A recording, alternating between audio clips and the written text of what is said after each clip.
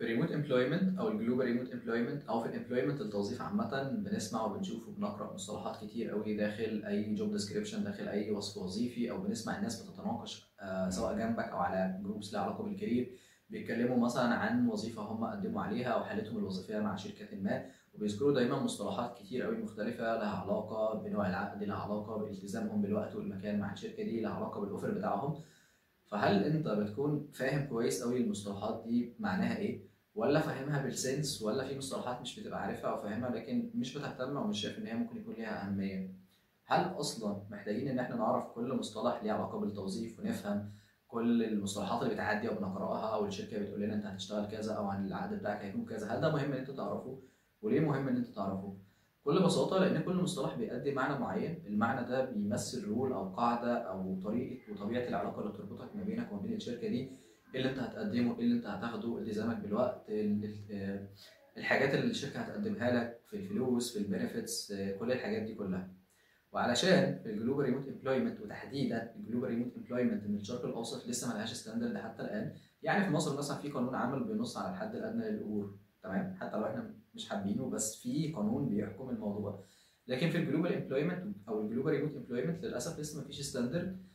لكن معرفتك بنوع العقد بتاعك وطريقه التوظيف والرولز اللي هتحكمك بيها الشركه، ده بيساعدك جدا ان انت تقدر تفكر بشكل منطقي وتطلب مرتب في حدود كام، تطلب ميزات عامله ازاي، ايه البنود اللي انت ممكن تكون تتقبلها من الشركه او تعرضها عن الشركه، او الحاجات اللي انت مش هينفع ان انت تتقبلها، وتقدر تعرف كل حقوقك وواجباتك بشكل كامل.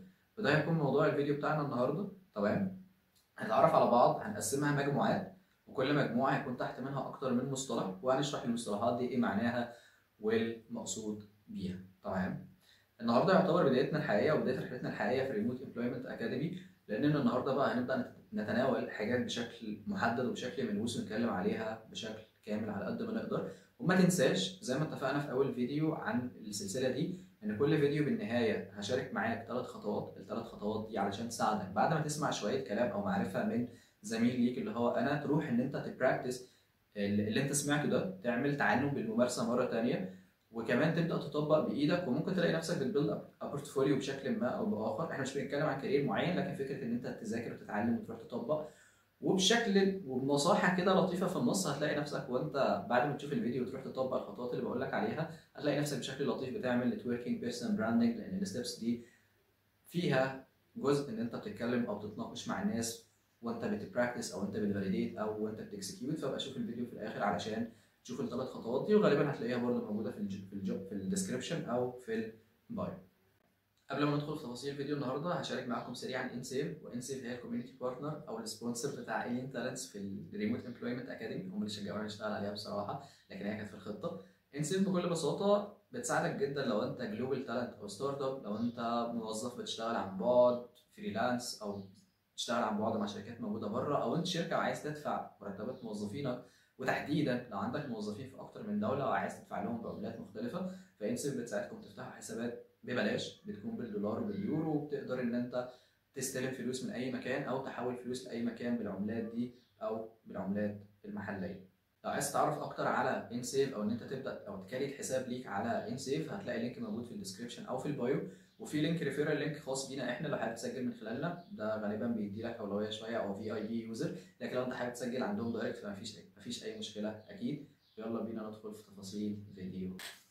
زي ما اتفقنا النهارده هنتكلم عن المصطلحات اللي بتكون موجوده في التوظيف، او هتسميها الامبلويمنت فاندمنتالز، اساسيات التوظيف. تمام، انت دلوقتي لو هتيجي تشتغل مع الشركه دي ممكن تبقى موجوده في مكان وانت في مكان تاني. هل هم عايزينك تيجي المكتب ولا لا، ولا عايز الموضوع يكون ميكس؟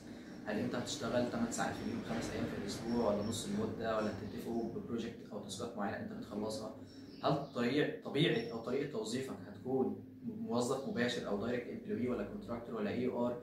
هي دي المصطلحات اللي احنا هنتكلم عنها النهارده. وزي ما اتفقنا هنقسمها مجموعات، وكل مجموعه هنشوف السب هيدلاينز او العناصر الفرعيه اللي هي موجوده تحت منها. تمام، اول حاجه تعالى نقلد منى الشاذلي كده ونحكي مع بعض الحدوته من الاول خالص. تمام، تعالى نعرف اصلا ايه نوع الشغل اللي احنا ممكن نشتغله. تمام، الكارير تايب.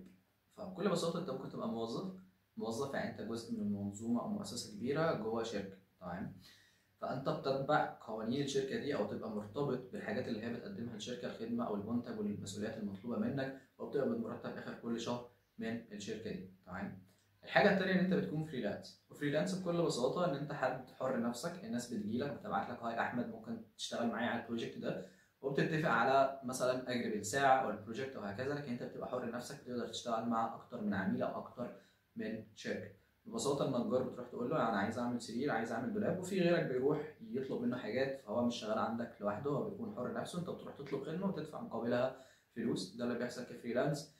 في حاجه ثالثه ان انت تفتح شركه او تفتح بيزنس او تكون سولو برونور، ان انت مثلا عندك خدمه وعندك منتج معين. تمام.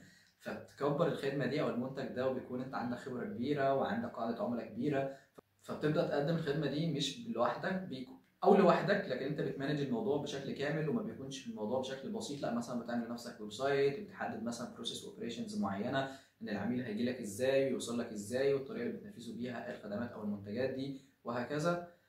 فده انواع الشغل اللي انت ممكن تشتغله، يا موظف يا فريلانس يا حد بيبدا حاجه بنفسه. تمام. تاني حاجه هي الكوميوت ستايل. الكوميوت ستايل اللي انا اقصد بيها ان مثلا هي كلمه كوميوت اصلا معناها ايه؟ ان انت مثلا بتنزل كل يوم الصبح الساعه 8 الصبح، بتاخد طريق معين لمسافه معينه بوسيله مواصلات معينه، ده اللي بيبقى مقصود بيها الكوميوت. تمام. لكن اللي هنقصده هنا هو التزامك المكاني بالشركه. هل انت بتشتغل هل انت هنا لوكال بتشتغل هنا جوه مصر، ولا انت محتاج ان انت تطلع خارج نطاق الدوله اللي انت فيها وتسافر لمكان تاني عشان تقدر تشتغل مع الشركه؟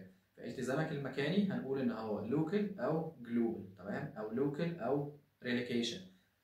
انت هنا في البلد شغال مع شركه موجوده هنا، بغض النظر عن هيكون ريموت ولا هتنزل المكتب ولا ايا يكن. تمام.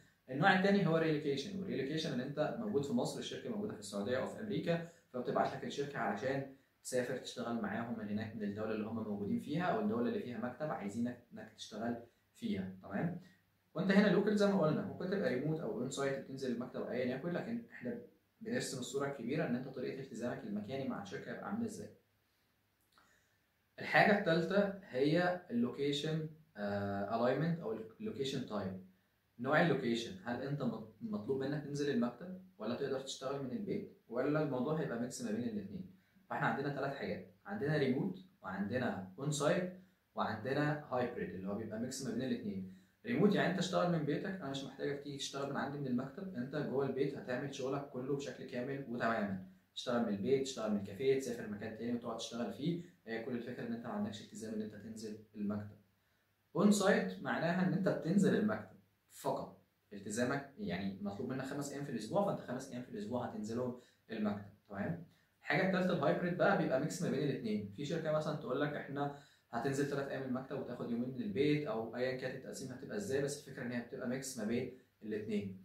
لو شركه قالت لك احنا بنشتغل ريموت بس هتيجي يوم في الاسبوع المكتب، فاعرف ان الشغل ده مش ريموت او ما يتسماش ريموت. لكن في فتره من الفترات، واعتقد لغايه دلوقتي بعض الناس بتستغل كلمه ريموت علشان تجذب الناس، لكن في الاول وفي الاخر هو بينزل المكتب يوم يومين وحتى لو ساعه، فانت كده مش اسمك ريموت، انت اسمك هايبريد، ان انت بتميكس الاثنين ما بينهم وما بين بعض. ماشي. في الاون سايت برضو خلينا بالمره نجيب فيها حاجتين. كلمه اون سايت يعني انت بتخرج بره بيتك وتروح مكان بتشتغل فيه الشركه او مكان العميل او هكذا. تمام. الاون سايت ده ممكن يبقى حاجتين، ممكن يبقى اندور او اوت دور. اندور يعني انت بتروح مكتب الشركه وشغلك كله داخل مكتب الشركه. الاوت دور بقى ان انت بتخرج بره مكتب الشركه، فانت بره بيتك وبره مكتب الشركه وبتخلص شغلك بره. ان انت مثلا بتنزل موقع بتعاين، بتاخد صور مقاسات مش عارف ايه، بتنزل تعمل ميتنج مع العملاء، كل الحاجات دي كلها. فاندور فانت كده بتشتغل. لو انت اون سايت عندك احتمالين، اندور او اوت دور. اندور يبقى انت مش هتشتغل من البيت بس هتخرج بره بيتك تروح مكتب الشركه، او اون سايت اوت دور فانت بتخرج بره بيتك وما بتشتغلش في مكتب الشركه، شغلك كله بيبقى بره، او حتى بيبقى ميكس ما بين الاثنين، بس عشان تعرف الكلمه او المصطلح اللي انت ممكن تلاقيه في الجوب ديسكربشن او الاتش ار يقول لك عليه. تمام. رابع حاجه تعالوا نتكلم عن الكوميتمنت تايب او التزامك الوقتي مع الشركه، التزامك بالوقت. ففي فول تايم وفي بارت تايم وفي اورلي ريت او اورلي بيزد وفي بروجكت بيزد او تاسك بيزد. الناس لما بتشوف كلمه فول تايم، انا شخصيا كنت ببقى فاكر في الاول فول تايم يعني انا هشتغل مع الشركه دي، هبقى ابن الشركه، موظف مباشر مع الشركه، فليا حق في التامينات والبينفيتس اللي هم بيقدموها، وفي نوتس بيريد عشان ادخل او عشان اخرج من الشركه، كل الحاجات دي كلها. لكن فول تايم المقصود بيها ان انت بتشتغل دوام كامل، ودوام كامل المتعارف عليه او الشائع في كل الاماكن 5 ايام في الاسبوع، 8 ساعات في اليوم. كلمه فول تايم ده اللي تعنيه فقط تشتغل 5 ايام في الاسبوع 8 ساعات في اليوم الواحد. لو انت بتشتغل 6 ايام ساعات عدد اكبر مش عارف ايه، فده للاسف ثقافه الشركه، بس هيتسمى فول تايم، بس هو المتعارف عليه 5 ايام في الاسبوع 8 ساعات في اليوم الواحد. تمام. بعض الشركات ودي انا شفتها بره مصر اكتر وشفت امثله فعليه ليها بتشتغل 4 ايام في الاسبوع. هي الشركه ثقافتها كده واسمك فول تايم او بتاخد مرتب الفول تايم، او هي دي الطريقه اللي عندهم 4 ايام في الاسبوع 8 ساعات ومسمينها فول تايم. دي حاجه بترجع لثقافه الشركه، لكن كفول تايم الاساس المتعارف عليه 5 ايام في الاسبوع 8 ساعات في اليوم الواحد. تمام. الحاجه الثانيه في الكوميتمنت تايم هي البارت تايم. وبارت تايم يعني دوام جزئي، يعني مش هتشتغل 5 ايام في الاسبوع 8 ساعات في اليوم الواحد. ممكن نقول انت هتشتغل نص الوقت ده او المفروض تبقى نص الوقت ده، لكن بشكل عام طالما هي مش 5 ايام في الاسبوع 8 ساعات في اليوم الواحد، نص الوقت تلتين الوقت، فهي اسمها بارت تايم، ان انت مش بشكل كامل المفروض تبقى متواجد مع الشركه، لكن في الغالب بتبقى نص الوقت. نص الوقت ده ممكن يبقى حرفيا بتروح مثلا تشتغل يومين ونص من المكتب، او قصدي بتشتغل يومين ونص والباقي لا، او مثلا بتجمعهم في يوم يومين، ان انت عندك في الاسبوع الواحد 40 ساعه عمل، فانت بتشتغل في الاسبوع 20 ساعه تقسمهم انت براحتك ايا يكن. لكن الفكره مش التزام كامل او دوام كامل 5 ايام 8 ساعات في اليوم الواحد. يبقى كده فول تايم والبارت تايم.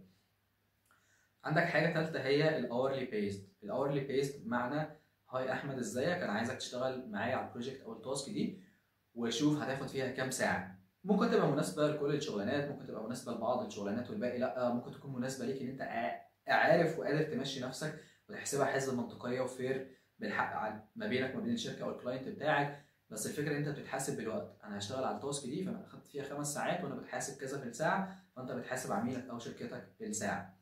ده بيبقى اقرب اكتر في الفريلانس، بس بعض الشركات بتبقى دي الثقافه عندهم، او لو هم موجودين بره وانت هنا ومش هيقدروا يوظفوك بشكل قانوني او بشكل مباشر وهكذا، فبيلجأوا لحاجه زي دي. اشتغل معانا 8 ساعات، احنا مش هنعرف نعمل لك عقد كفول تايم او بارت تايم، بس انت عامه اشتغل معانا 8 ساعات وهنحاسبك بحساب الساعه، وشوف انت هتاخد وقت قد ايه على التاسكات دي ونحاسبك بالساعه. تمام. رابع حاجه هي التاسك بيز او البروجكت بيز. دي عكس الاورلي بيز، ان انت مثلا باجي اقول لك خد المشروع ده شبه المقاوله، انت بتروح تاخد مقاوله وبتتفق على سعر بالتوتال، خلصتها في يوم خلصتها في شهر ايا يكن، لكن في تاسك معين او بروجكت محدد انت بتدخل تشتغل عليه. تمام.